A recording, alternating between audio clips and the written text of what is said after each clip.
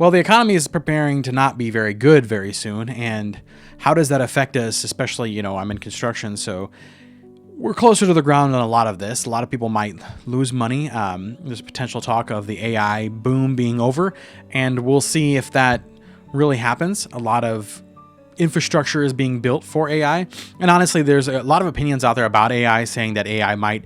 I mean, it is. It's very useful. It's doing a lot of things, and even the infrastructure that's being built for it will be going into use at some point, and everyone's jobs are going to be involving AI at some point.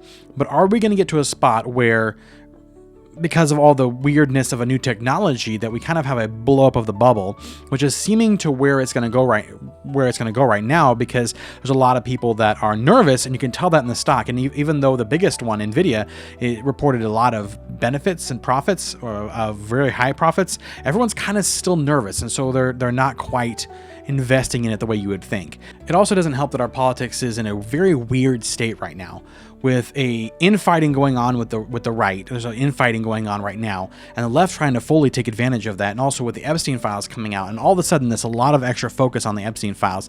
It's making everything very extra right now in politics, and we'll get into that. Welcome to the Ripple Effect.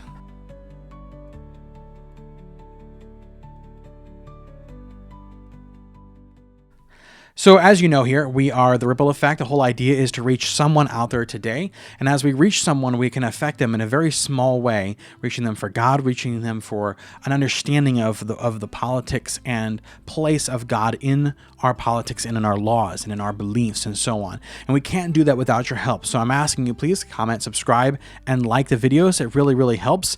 And even if all you can do is just watch the video, that's all I request. That's wonderful too as well. And then getting into it now with the Epstein files.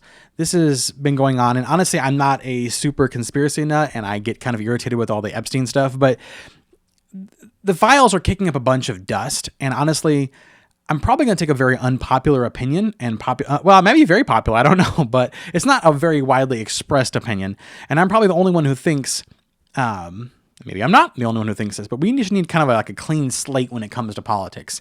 You know what I mean? Like when you have your phone and your phone gets all bogged down, it's just sometimes you just need a new phone. It's done. It's old. There's too many, apps downloaded. It's struggling. It's having a hard time. You just need a new phone. And they actually used to do this back in the old sailing ships. Now I moved my sailing ship because it was behind my head and it looked kind of weird, but they would take them into what they call dry dock, right? After they've been out to sea for a very long time, there's a lot of stuff that would gather underneath the bottom of the ship, and they'd lift these things up, they scrape all that stuff off, and then set it back in the water and let it go, and it runs smoothly. It's like it's a brand new ship. It just goes well. Well, what is all that about that I'm saying? Well, maybe I'm the only one, but can we just maybe get rid of all the politicians? Either put them in jail or put them out to pasture. It seems like there are very few that are actually doing any good, and most of them have been there for such a long time, it is literally time for them to go out to pasture. They're all so pathetic, they're all so dirty, and now they're just sitting there railing at each other. And honestly, with this whole Epstein thing going on, it's just been getting worse, where they're just sitting there and they're throwing back stuff back and forth. I mean, it's wild. It's wild. And honestly, it's kind of annoying. It really is that we're talking about this, dealing with this stuff, because here's the truth, guys. We're probably never going to find out actually what's happening with the Epstein files. Who killed him, if he didn't kill himself, which, whatever. We're not going to find out. And all this back and forth using it as showmanship and fighting is just getting so irritating.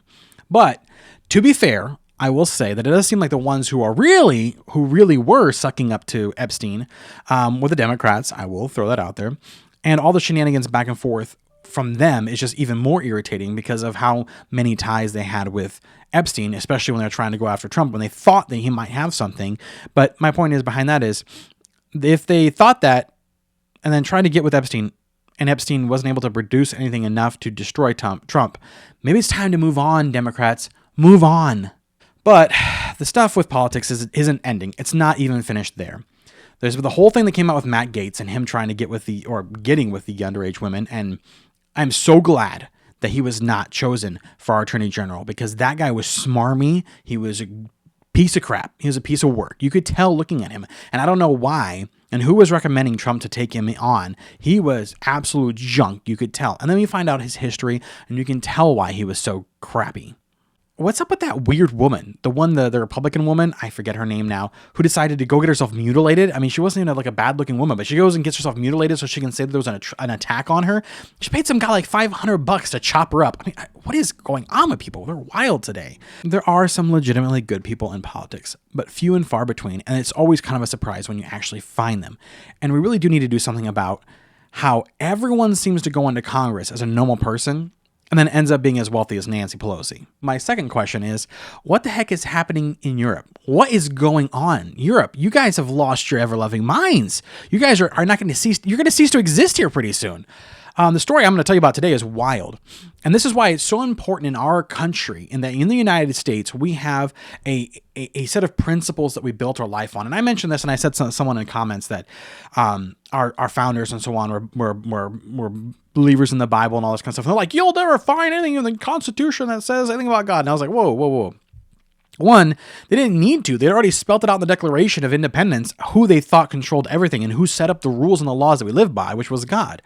But we have a constitution for a reason, and it protects us from a lot of things. And the story is being reported by Not the Bee, which, by the way, Not the Bee has come out with some crazy stories recently that have been very, very good. I've been very impressed. And been doing a great job with reporting the news. But what they're reporting is that a teacher who refused to call a little boy a little girl is going to be arrested. I'm assuming it's going to happen. They didn't get him this time, but it's going to happen. They're going to arrest him. 4 police officers came to his house to arrest him because he would not use the pronoun they for a male child. Guys, I think we need to stop and just think about that for a second. I was going to read this story, but we've gone so far down the rabbit trail that we're upset because someone's going to be, I mean, I'm upset and people are going to be upset out there that he's going to be arrested for not using the words or the pronouns that this child wanted, but that's not even the point.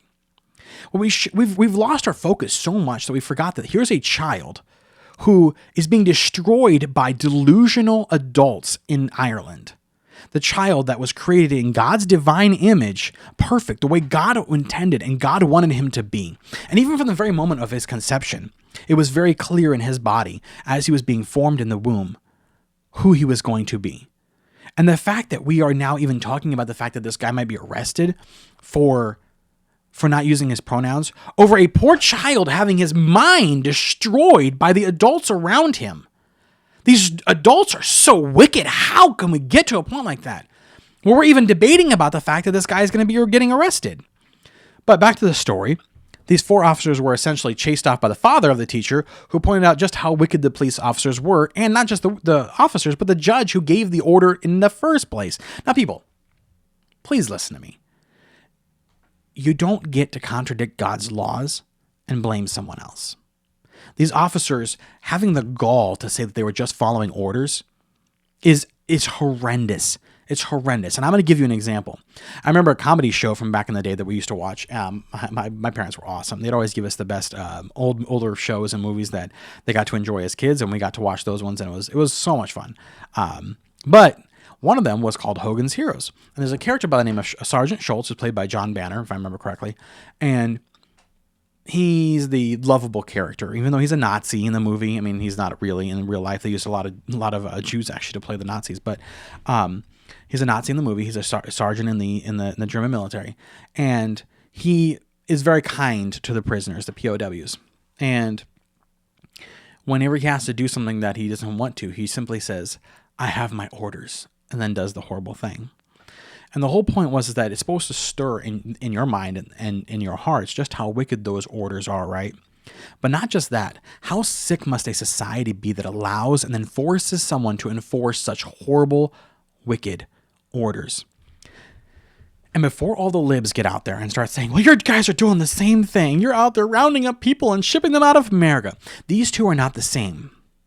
And this is why I said this from the very beginning. We have our beliefs that are based on the Bible and God's word, and all those rights and inalienable rights and things that are given to us by God that we fight for in this country depend on us having a country. When you don't have a border and you don't have restrictions and you don't have protections, you don't have a country. These two things are not the same. Saying that someone being forced to call someone they and being arrested for not doing it, and someone sneaking illegally into our country and us chasing them out are the same makes you absolutely asinine. You have no idea what you're talking about. And you have no moral compass if you can't tell the difference between those two. Forcing someone to agree with that which is against nature and nature's God is horrendous. And we've got to stop looking at it as just, oh, well, he should do it because it's the nice thing. And this is part of it too, where if we don't have a lawmaker by that I mean God, if we don't have a lawmaker in God, then you get to make the laws. And when you get to make the laws, you're going to make the laws fit which your agenda is at the time. And that's unfair for everyone else who doesn't fit in your agenda. Whereas God lays out the structure for a society and for life and for eternity in his word and gives it to us to follow. And every single culture that has followed his laws has succeeded and exceedingly succeeded. And lest you think that it can't come here, remember that the lefties and the crazy alt-right both want to be authoritarian. It's not just lefties now, but the alt-right people want to be authoritarian too. So let's get into our Bibles. Let's focus on winning the lost for Jesus. Let's focus on having a testimony and being a witness to those people out there, because it matters and it will matter, and it'll affect our lives if we don't support the Bible through our works. Now, some quick facts. Mandani, in a surprising good turn, is asking for small donations instead of large donations to his campaign until he can get paid in January, when he takes over. And I think that was very good. I would like to see more of this, less reliance upon big donors. And I know it's hard. I don't even know, because I'm not going to run for politics. It's never going to happen. But I can only imagine what that's like. But kudos to him. Kudos to him for at least having the front of being able to say, I'm not sponsored by any big donors. They don't control me. Good for him. And then in another thing, a bunch of Democratic lawmakers make a cringe video calling on the military to disobey Trump. And if you watch it, it's laughable at what they're trying to do, or at least trying to say that they're doing. Because we all know what they're actually saying is, we don't like Trump and we don't like what he's saying, so don't do what he says. Just stand up. We'll be there for you. In all reality, he's making everything legal. There's no reason to disobey, but they are, and this is why Trump said it was seditious. I don't necessarily 100% agree with him, but it kind of is when you're crossing that line. And like I had mentioned, the AI bubble is gonna crash, even though it probably shouldn't. And that's just my opinion. It shouldn't crash because the economy being built off of this is actually a good thing. There's a lot of things that are implementable. I love the fact that someone will say something in my comments and they'll say something that's stupid and completely provably false. But I'll still go to like Perplexity. I love Perplexity. And I'll go to Perplexity and I'll ask them and I'll say, what is the truth about this thing? And it'll pull up all these sites and all these resources and everything that I can look and I can identify what exactly is the reason why what they're saying is false. And it helps me to learn to be better. And then in other news, Mandani is creating a kind of a troubled effect right now because there was a protest in New York at one of the synagogues, and he was trying to like tone down the rhetoric around the synagogue, but then also be like, but the Jews also were doing horrible things and they're just miserable. And the problem is he can't have his cake and eat it too. His base is that he got to vote for him is going to eventually going to eat him. They're going to eat him. All right, guys, I'm calling it right now. And then, like I said at the beginning of this, we can only be a ripple effect if people are watching these videos. I can't have an effect on people, and we can't get the message out there if we're not spreading the word. So please, reach out, watch the video, comment, subscribe, and spread the word. There's so many people out there that are trying to destroy what we believe. Can we do a little bit of effort to get the good news out there? Thank you so much for watching The Ripple Effect.